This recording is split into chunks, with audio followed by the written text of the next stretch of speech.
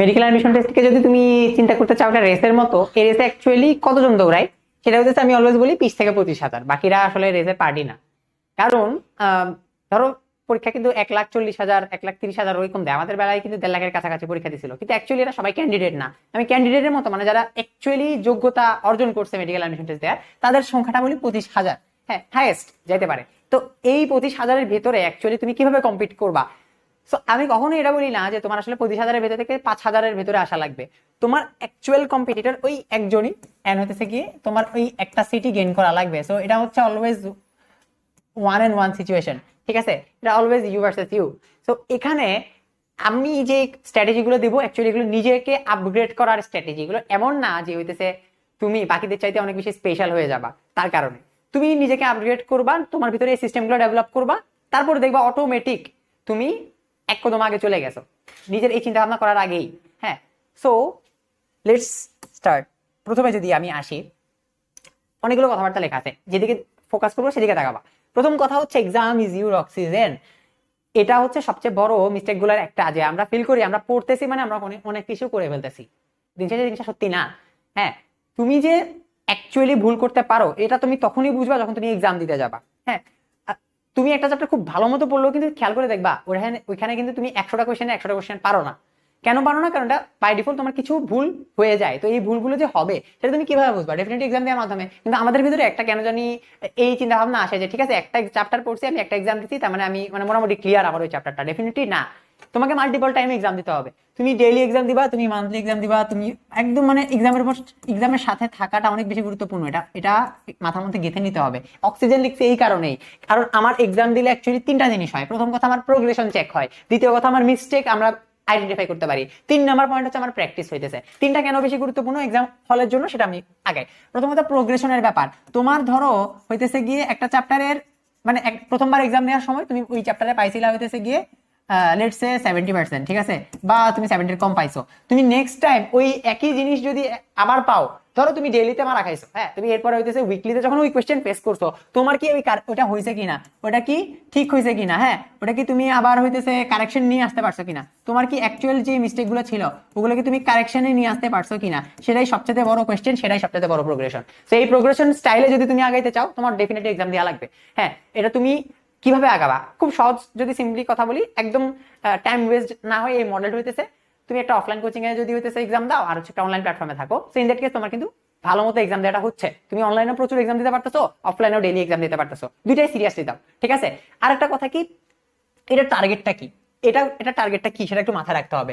Exam দেওয়ার target কখনো এটা না যে ওই ওই ব্রাঞ্চে হইতেছে গিয়ে 500 জন পরীক্ষা দেয়, তোমার 500 জনের ব্রাঞ্চে র্যাঙ্ক করতে হবে, তোমার কান্ট্রি র্যাঙ্ক করা লাগবে। হ্যাঁ, আমি ওই পাশে আছি, আমি মেডিকোতে আছি, আমি এখন র্যাঙ্ক লিখবো যে ন্যাশনালি আমি ন্যাশনালে কতটুকু আগে গেছি আমি র্যাঙ্ক অনুযায়ী। হ্যাঁ, এগুলো যদি তোমার টার্গেট হয় তাহলে তুমি বিরাট একটা ধরা খাইতে চাইতেছো। কেন? কারণ আমি নিজের কথা যদি বলি, আমি কোনোদিন কোনো কোচিং এ 109তম হই নাই, কিন্তু আমার ন্যাশনাল মেরিট ছিল হইতেছে কি 109তম। সো ইন দ্যাট কেস আমার কখনো টার্গেট এটা ছিল না যে আমি হইতেছে এই ব্রাঞ্চে টপ করবো, অমুক করবো, তমুক করবো। ব্রাঞ্চে কোনদিন টপ টপও করতাম না। আমার মেন টার্গেট ছিল প্রোগ্রেশনের উপর, নিজের প্রোগ্রেশনের উপর। আমি যখন দেখতেছি যে প্রথম এক্সাম যখন আমি দিতে যাই, তখন অ্যাকচুয়ালি আমার ওই চ্যাপ্টারের মিনিমাম 6-7 পেজ বাকি, ওই চ্যাপ্টার স্টিল আমি পরীক্ষা দিতে গেছি। কেন? আমি অ্যাটলিস্ট যা পড়ে গেছি তাই যাতে আমি জাজ করতে পারি নিজেকে। তো যে আমার যে ফ্রেন্ডটা পুরো চ্যাপ্টার পড়ে গেছে, সে ডেফিনেটলি ভালো নাম্বার পাবে, সে ব্রাঞ্চে র্যাঙ্ক করে ফেলছে, কোনো সমস্যা নেই। আমি কি ওকে দেখি স্যাড হবো? ডেফিনেটলি না। তার মানে তুমি যদি প্রোগ্রেশন অন্যের সাথে কম্পারিজনে যেতে যাও, তখন ডেফিনেটলি তোমার এই প্রোগ্রেশন হবে না। কম্পারিজনের খেলায় গেলে তুমি কোনোদিনই পারবা না আগাইতে। হ্যাঁ, আমি যখন আমার মিড রেঞ্জে সিলেবাস অনেক বাকি, স্টিল আমি বুঝতেছিলাম আমার প্রোগ্রেশন হচ্ছে, কারণ আমি লাস্ট উইকে না পারা এমসিকিউটা পারছি। এবারে আমার নাম্বার কিন্তু তখন স্টিল 85 ক্রস করতেছে না, আমি তাও বুঝতেছি আমার প্রোগ্রেশন হচ্ছে। স্লো প্রোগ্রেশন হইলো জিনিসটা আসলে বেটার তোমার জন্য, ঠিক আছে? একটা চাইনিজ প্রভাব আছে যে একই জায়গায় দাঁড়ায় থাকাটা অ্যাকচুয়ালি সবচেয়ে বড় সমস্যা, ধীরে ধীরে আগানোটা সবচেয়ে বড় সমস্যা না। হ্যাঁ, তার মানে এটাই হইতেছে কি তোমার মেন্টাল স্ট্র্যাটেজি কে বিল্ড আপ করতে হবে। অ্যাকচুয়ালি কম্পারিজন আমি যাবো না, নিজের এতটুকু কতটুকু আমি এক উইক আগে থেকে এখন পর্যন্ত বেটার হয়েছে আমার প্রোগ্রেশন, সেটা আগাইতে হবে। লেটস সে প্রোগ্রেশন কিন্তু অনেক কিছু ক্ষেত্রে হইতে পারে, টাইমের ক্ষেত্রে হইতে পারে। তুমি আগে এমসিকিউ আগাইতে তোমার টাইম লাগতো, আগের এক্সামে তোমার টাইম বেশি লাগছে, তুমি বেশি এমসিকিউ মিস, তুমি ধরো মিস আউট করছো, আরে আনসার করতে পারো না, তুমি টাইমটা দেখবা। অ্যাকচুয়ালি তুমি কতটুকু টাইমে ফাস্ট তোমার ব্রেন কাজ করতেছে সেটা দেখবা। তুমি দেখবা যে তোমার কতটা নেগেটিভ মার্কিং কমতেছে, ঠিক আছে, এগুলো দেখবা।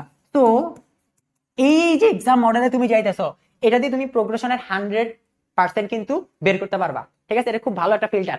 দ্বিতীয় পয়েন্ট বলছি মিস্টেকের কথা। একটা আমি মানে আমার পার্সোনালি যে এই জিনিসটা আমাকে অনেক বেশি আগে রাখছিল, যে ভুলের খাতা। আমি এটা ভুলের খাতা বানাইছি। এই ভুলের খাতা আমি কি করতাম, এক্সাম দিতাম, দিয়ে সুন্দর মতো ভুলের খাতায় সবগুলো তুলতাম। আর যেদিন আমার আসলে 25টার মতো মিস্টেক হয়ে যেত, ওই দিন একটু খবর হয়ে যেত, বাট ওই দিন আমি খুশি হইতাম, 25টা আমি ভুল শিখে ফেলছি, এই 25টা জীবনে আমি আর ভুল করবো না। সো ডেফিনেটলি এটা কিন্তু বিশাল একটা অস্ত্র।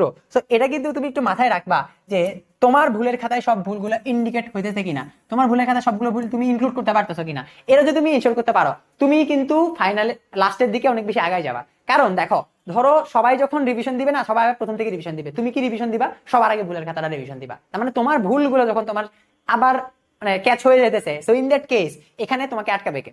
সবচেয়ে বড় সুবিধা হচ্ছে এটা। সো এক্সাম দিবা এই কারণে যাতে তোমার ভুল হয়।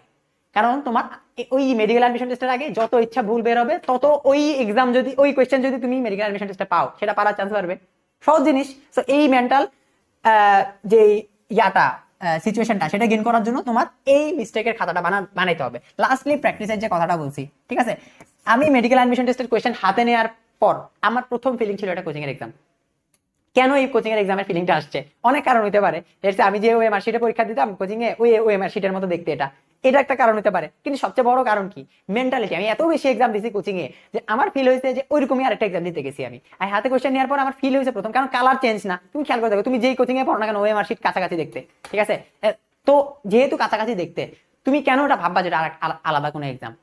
আমি প্রথমবার যখন কোয়েশ্চেনটা নিয়েছি এবং ফিল করছি এটা কোচিং এর এক্সাম, ওই একটা জিনিসই আমাকে অনেক বেশি বুস্ট আপ করছে। আমার আশেপাশে সবাই প্যানিক করতেছিল একটা দুটা এক্সট্রা সিলেবাসের কোয়েশ্চেন দেখে, আমি করি নাই প্যানিক। কারণ কোচিং এ তো এরকম হয়, কোচিং এর এক্সামে মাঝে মাঝে কঠিন কোয়েশ্চেন করবে, স্বাভাবিক। সো এটা অনেক বেশি ইম্পর্টেন্ট যে তুমি নিজেকে কেমনে পুশ করতেছো। তুমি ফিল করবা যে এই তিনটা জিনিস, প্রোগ্রেশন, মিস্টেক এন্ড প্র্যাকটিস, এই তিনটা জিনিস যদি তোমার গেইন হয়, তোমার এক্সাম দেয়াটা সবচেয়ে বড় সার্থকতা। এই এক্সাম নিয়ে তো কথাবার্তা বলার একটাই কারণ, অনেক বড় একটা ভয় থাকে আমাদের, যদি আমরা এক্সামে খারাপ করি, বাবা মার কাছে যদি নাম্বারটা চলে যায়, তোমার বাবা মা সবচেয়ে বেশি স্যাড হবে ওই দিন যেদিন তুমি চান্স পাবা না। সো তুমি যদি এটা ফিল করো যে কোচিং এ খারাপ করতেছি থেকে বাবা মা অনেক বেশি স্যাড ফিল করতেছে, হ্যাঁ, অনেক বেশি তাদেরকে তুমি ডাউন ফিল করাইতেছো, জিনিসটা সত্যি না। জিনিসটা কি, যদি তুমি এই তিনটা পয়েন্ট এনশিওর করতে পারো, এক্সামে খারাপ করতেছো, সমস্যা নেই, ঠিক আছে? সো এটা একটু নিজেকে পুশ করতে হবে। দ্বিতীয় পয়েন্টটা হচ্ছে জিকেই। এখন জিকেই নিয়ে তোমাকে এই কথা আমি যেমন বলতেছি, তোমাকে এই কথা আরো 70 জন বলবে যে তোমার প্রতিদিন জিকেতে টাইম দেওয়া উচিত, কিন্তু তুমি দিবা না, তুমি তো ঘাটতারা, তুমি দিবা না টাইম, এবং হচ্ছে গিয়ে লাস্টে গিয়ে কান্নাকাটি করবা, ভাই জিকেই তো অনেক বাকি। এই জিকে কিন্তু সবচেয়ে ছোট্ট সিলেবাস। হ্যাঁ, জিকেই সিলেবাস তুমি যদি বায়োলজির সাথে মিলাও, কতটুকু তোমার বায়োলজি শেষ হয়ে গেছে, তোমার জিকেই শেষ হয় না। কেন? কারণ তুমি ফিল করছো যে ভাই জিকেই ওই 10, 20, 25, 30 নাম্বার আমার অত বেশি কঠিন বা ইম্পর্টেন্ট না বায়োলজির তুলনায়। কেন ফিল করছো এটা? তুমি ধরো হচ্ছে 80 পেয়ে চান্স পাইছো, এই 80 তুমি জিকে থেকে গেইন করছিলা 5 নাম্বার, নাকি হইতেছে এই তুমি বায়োলজি থেকে গেইন করছিলা, এটা কি আজ করবে তোমাকে? ডেফিনেটলি না। তার মানে তুমি যেখান থেকে নাম্বার পাও না কেন, সেটা তোমার গেইন। সো তুমি গেইন কেন হারাইতে চাইতেছো, এটা আমি বুঝতেছি না। তোমরা ফিল করো যে লাস্টের দিকে গিয়ে পড়বো, কিন্তু এটা কিন্তু খুব সহজেই শেষ করা যায়। প্রত্যেকদিন 1 ঘন্টা ফিক্সই রাখবা, তুমি মরে গেলেও 1 ঘন্টা তুমি জিকেই পড়বা। এটা হইতে পারে। আমি কি করতাম, যেহেতু হচ্ছে জিকে একটু বোরিং পার্ট, ইংলিশটা একটু বিরক্তি লাগতো, একদম ঘুমের আগে, ঘুম যাওয়ার আগে সুন্দর মতো আমি এমনও হইতো যে জিকে রিডিং করতে করতে ঘুমাইতেছি। এখন তুমি বলতে পারো যে ভাই এমনি কি পড়া মনে থাকে? এমনি যদি বায়োলজি নাও মনে থাকে, এমনি যদি কেমিস্ট্রি নাও মনে থাকে, জিকে মনে থাকবে, স্বাভাবিক কথা, এটা নর্মাল জিনিস। তুমি পড়তেছো, পড়তে পড়তে ঘুমাইতেছো, বা হচ্ছে গিয়ে অ্যাক্টিভ ওয়েতে তুমি পড়তেছো না, তোমার ব্রেনে সাবকনশিয়াস মাইন্ডেও কিন্তু এটা ঢুকে যেতে পারে। জিকে এর ক্ষেত্রে সবচেয়ে বড় সুবিধা যেটা, একটা ধরো আসছে, তুমি অপশনের সাথে মিলাইতে পারবা যে এটা কোথায় জানি দেখছিলাম। এই যে কোথায় জানি দেখাটার জন্য হইলে তোমার রিডিং দেওয়া লাগবে না। তো এই রিডিংটা তুমি কেমনে দিবা? লাস্টে কি তুমি গিলতে পারবা 300 পেজের একটা বই? সো রেদার তুমি এটাকে ভাগ করে পড়ো, কোনো সমস্যা নাই। তুমি রেগুলার যদি 30 মিনিট, অ্যাটলিস্ট 30 মিনিটও দাও, তাও তুমি বহুত জনের থেকে আগে থাকবা। হ্যাঁ, অ্যাটলিস্ট আমার থেকে আগে থাকবা। আমি কি করছিলাম, লাস্টের দিকে জিকে পড়ছি, তো প্যারা হয়ে গেছে অনেক, ঠিক আছে? যদিও ভাল লাগতো মাঝে মাঝে পড়তে, বাট স্টিল ফিল করতাম আমি এটা যে হচ্ছে বাকিগুলো আগে, বাকিগুলো সবচেয়ে বেশি ইম্পর্টেন্ট। কিন্তু এটাকে কি একেবারেই গুরুত্ব দিবা না? তুমি ডেফিনেটলি গুরুত্ব দেওয়া উচিত, এবং এটা ফিক্সড গুরুত্ব দেওয়া উচিত। তুমি যদি প্রতিদিন বায়োলজি নাও পড়ো, তুমি তাও জিকেই পড়বা। এটা যদি তুমি ফিল করাইতে পারো নিজেকে, তখন তুমি বাকিদের থেকে আগায় যাবে। নাহলে তুমি তোমার যে গতি, বাকিদেরও সেই গতি, লাস্টের দিকে জিকে নিয়ে টেনশন করবা। আর সবচেয়ে বড় সমস্যা যেটা, এই সাবজেক্টগুলো নিয়ে প্রবলেম হলে বা এই সাবজেক্টগুলো নিয়ে প্রেসারে পড়লে অ্যাকচুয়ালি কোনো সলিউশন থাকে না। কারণ তুমি ইউ নেভার নো যে এবারে জিকেইতে আসলে কোন জায়গা থেকে 10টা কোশ্চেন দিয়ে দিবে। তুমি জানোই না যে এবারে কি গ্রামারের কোন জায়গা থেকে কোশ্চেন দিবে, ঠিক না? এগুলো আনপ্রেডিক্টেবল না। আনপ্রেডিক্টেবল জিনিসগুলো নিয়ে নিজেকে একটু কনফিডেন্ট রাখা বেটার না? তুমি এক্সাম হলে এটা ভেবে এভাবে যদি যাও যে আমি লাস্টের দিকে জিকেই পড়ছিলাম, তখন তুমি ডেফিনেটলি প্যানিক করবা না। কিন্তু তুমি যদি এমনি চিন্তা করো যে জিকেই যাই আসুক না কেন, অন্তত আমি প্রতিদিন জিকেই পড়ছিলাম বা জিকে মিনিমাম যে এফোর্টটা ওটা আমি দিছি, সো ইন দ্যাট কেস তুমি এক্সাম হলে একজন কনফিডেন্ট মানুষ হিসেবে যাবা। আমি এক্সাম হলে একদম ফল্ট ফিল না করা ছাড়া গেলে আমি ফিল করছি যে আমি সব করছি, হ্যাঁ যদ্দূর করা পসিবল সব করছি, এটার কারণে এখন আমি চান্স না পেলে সমস্যা নেই। এরকম মেন্টালিটি নিয়ে যদি এক্সাম হলে যেতে পারো, দ্যাটস ইউর গেট। হ্যাঁ, তুমি এখন হাজার বার প্রিপারেশন নিয়ে টিয়ে শুধুমাত্র জিকেই পড়লা না, এই আফসোসে যদি তুমি এক্সাম হলে গিয়ে বাকিগুলো ভুল করে আসো তখন সমস্যা, ঠিক না? লাস্ট 3 নাম্বার পয়েন্ট, এটা হচ্ছে গিয়ে ডেইলি প্ল্যানের যে ব্যাপারটা। যে বাধাটা স্ট্রাকচার্ড ওয়েতে পড়ালেখা করতেছে তার সবচেয়ে বড় স্ট্রাকচার্ড ওয়েতে পড়ালেখা করার সবচেয়ে বড় ব্যাকগ্রাউন্ড হতেছে তার ডেইলি প্ল্যান আছে। ডেইলি প্ল্যানটা কিরকম? আমি যেটা করতাম, একটা কাগজ নিতাম, ঘুমানোর আগে লিখতাম, দেন হইতেছে কি পরের দিন আমি উঠে এটা কাটাকাটি করবো, ঠিক আছে? এবার এটা খুবই স্যাটিসফাইং জিনিস না, কাটতেছো তুমি কতটুকু কাটতে পারতেছো। এখন তুমি বলতে পারছো ভাই এটা ওল্ড মডেল, এটা সবাই করে, সবাই করে না, সমস্যা তো এখানেই, সবাই করে না। তুমি এই, আমি চ্যালেঞ্জ লাগাই তোমারে, তুমি এই ডেইলি প্ল্যানের কথাটা আমার থেকে শুনে যদি 1 মাস ফলো করো, দেখবা যে 1 মাসের পরে তোমার এটা ভালো লাগতেছে না, নাই করি। কিন্তু মাথায় রাখবা, তোমার ডেইলি প্ল্যান করার মাধ্যমে তুমি যদি 60% সফল হও, বা তুমি ধরো লিখছো অনেক কিছু, কালকে আমি এটা করে ফেলবো, ওটা করে ফেলবো, উড়াই ফেলবো, 10টার মধ্যে যদি তুমি 2টাও কাটতে পারো ডেইলি প্ল্যান করে, তুমি যেদিন ডেইলি প্ল্যান করা অফ করবা সেদিন তুমি ওই কাজের 5% হবে না তোমার। হ্যাঁ, আনসার একটা তুমি যদি একটা প্ল্যান ছাড়া আগাও, একটা দিনের প্ল্যান ছাড়া আগাও, তখন তখন তোমার বিরাট সমস্যা আর কি। তুমি জানো তোমার বায়োলজি পড়া লাগবে, কিন্তু তুমি বায়োলজি অ্যাকচুয়ালি কোন জায়গার কোন পয়েন্টটা ক্লিয়ার করে আজকেই পড়তে চাও, সেটা যদি তোমার মাথায় না থাকে তাহলে সমস্যা। আর একটা কথা কি, ডেইলি প্ল্যানের মধ্যে একটা জিনিস হচ্ছে, ধরো কালকে আমি একটা ভুল করছিলাম, এই দেখো ভুলের খাতায় আর একটা কথা জিনিস লিখি, এই ভুলের খাতা কিন্তু 2টা দিন, আমি ভুলের খাতায় একটা ভিডিও দিব, আমার যে ভুলের খাতার সাথে দেখা একটা ভিডিও দিব, সমস্যা নেই। কিন্তু এই দেখো ভুলের খাতায় 2 ধরনের ভুল তুমি লিখবা, একটা হচ্ছে একাডেমিক, মানে ধরো তুমি এই যে কেমিস্ট্রিতে কি ভুল করে আসছো, এটাতে কি ভুল করে আসছো, ওটাতে কি ভুল করে আসছো, এটা একটা জিনিস হতে পারে। আরেকটা ভুল হইতে গিয়ে নন একাডেমিক, লেটস সে তুমি আজকে ফিল করতেছিলা একটু ব্রেক নেই, এবং এই ব্রেক তুমি দিছো মেসেঞ্জারে, এবং এই ব্রেক তুমি মেসেঞ্জারে দিছো তোমার ওই ফ্রেন্ডকে যে অনেক গসিপ করতে পছন্দ করে। এখন তুমি তাকে নক দিছিল এই কারণে যে আমার পড়া হইতেছে না, সেও বলতে পড়া হইতেছে না, এবার শুরু করছে দুনিয়ার গসিপ, তার ওই দিন কি হয়েছিল, এই হয়েছিল, সে হয়েছিল, বলতে বলতে তোমার 5-6 ঘন্টা চলে গেছে। তুমি কল দিছো তারে, কল দিয়ে কথা বলা শুরু করছো, এই মিস্টেক গুলো যদি তুমি লিখো, পরের দিন ওই মিস্টেক করতে তোমার 10 বার ভাববা, ঠিক না? এখন তুমি যদি এটা না লিখো, তখন অ্যাকচুয়ালি তুমি ফিল করবা না, থাকে আরেকবার দেই। সো মানুষ আসলে যে জিনিস লিখে রাখতে পারে, ওই জিনিস অ্যাকচুয়ালি তার মাথায় 2 বার আসে, রিমাইন্ডার হলেও আসে। তো তোমার মাথায় রিমাইন্ডার না আসে, তুমি অ্যাকচুয়ালি ওই ভুল করবাই। সো ভুলের খাতাটা অনেক বেশি গুরুত্বপূর্ণ নন একাডেমিকের ক্ষেত্রে। আমি হইতে পারে আজকে 5 মিনিট রিল্যাক্স মুডে হইতেছে গিয়ে রিলস দেখতে গিয়ে ওই 5 মিনিট 50 মিনিট হয়ে গেছে, ওই ভুলও যদি তুমি লিখো তাও তুমি একটা রিমাইন্ডার পাবা। সো এটা খুবই বেশি গুরুত্বপূর্ণ যে তোমার ভুলগুলো তুমি আইডেন্টিফাই করতে পারতেছো। তো ডেইলি প্ল্যানার, আচ্ছা ডেইলি প্ল্যানে আসি। সো ডেইলি প্ল্যানার একটা সুবিধা কি, এই যে তুমি, আমি লিখতাম এমনি যে কালকে এই টাইমে ওরে নক দিব না, বা এই জায়গায় ঢুকবো না, সোশ্যাল মিডিয়ার এই জায়গায় আমি থাকবো না, আমি ইনস্টাগ্রামে ডিলিট মারবো।